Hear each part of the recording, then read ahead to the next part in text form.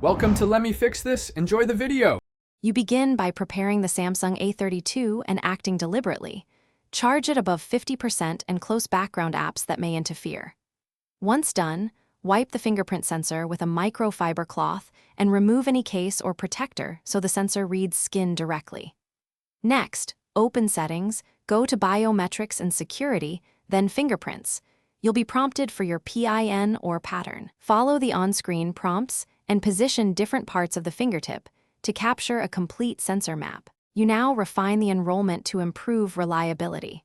When the phone asks, vary the angle and pressure of your finger and lift between touches so the sensor captures edges as well as the center.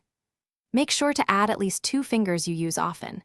If a fingerprint registers poorly, delete and re-enroll that finger immediately. Also enable fingerprint unlock and set the lock timeout to a short window like 5 to 30 seconds, so the sensor stays responsive without compromising security. You finish by validating and fixing stubborn problems. Test lock and unlock about 10 times in realistic conditions, different hand positions, slight moisture, and cold, then note when it fails. If failures repeat, make sure system software is updated.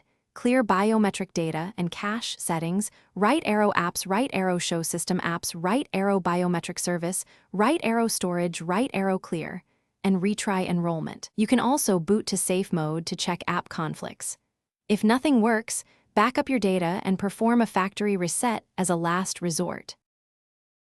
Thanks for watching. If you found this helpful, don't forget to like and subscribe.